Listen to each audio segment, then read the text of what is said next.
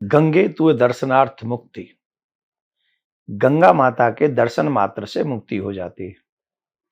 बहुत कठिनाइयों से भागीरथ तपस्या करके एक पीढ़ी नहीं अनेक पीढ़ियां लगी थी मां गंगा को इस धराधाम पे लाने में। और फिर शंकर जी की जटाओं के माध्यम से इस पृथ्वी पे गंगा मां आई। और ये सनातनियों का, हिंदू जगत का सौभाग्य है कि मां भगवती पृथ्वी पर विराजमान है, हम सबके कल्याण के लिए, हमारे पितरों के कल्याण के लिए। और मैं बारह पुराण पढ़ रहा था, उसमें भी बहुत सुंदर सुंदर बातें मां भगवती गंगा के लिए कही है। परंतु देखो, हिंदू की बुद्धि को पता नहीं क्या हो गया है,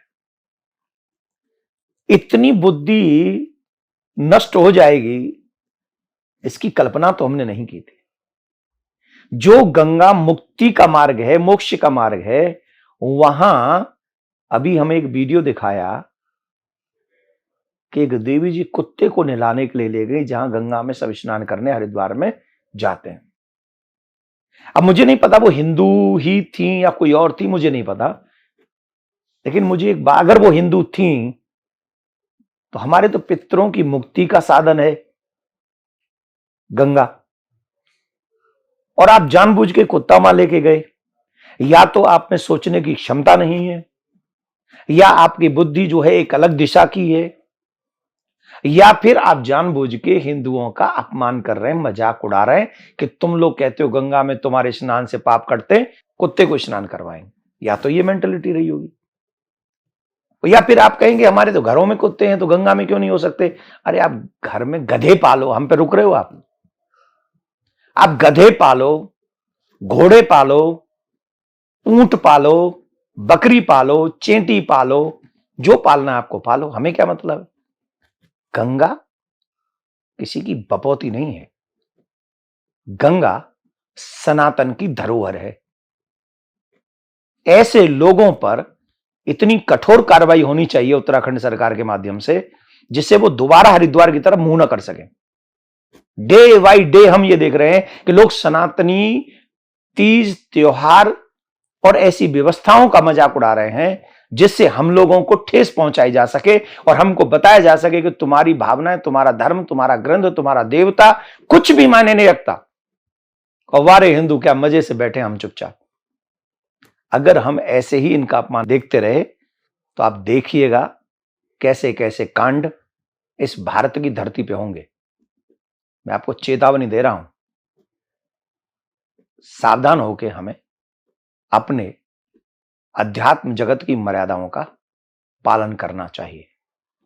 आज के बाद ऐसी घटना न घटे, इसके लिए इनको कठोर सजा मिलनी चाहिए।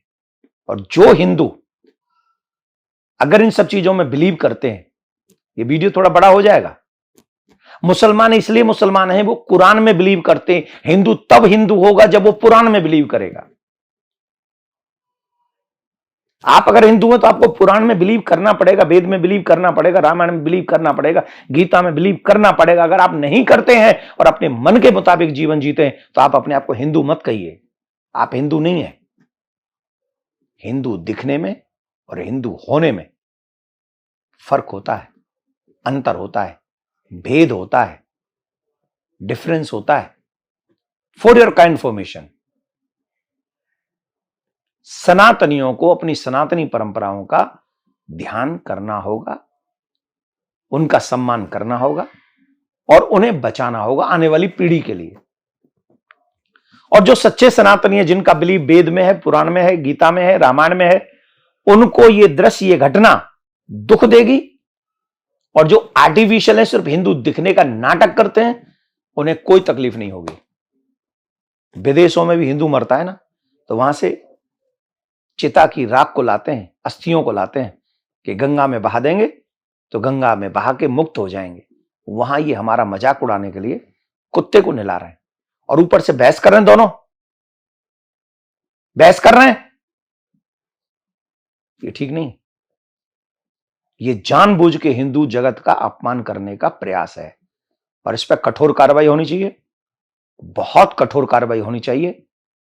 बस इतना ही कहेंगे और सनातनियों को इसका विरोध करना चाहिए। जम के विरोध करना चाहिए।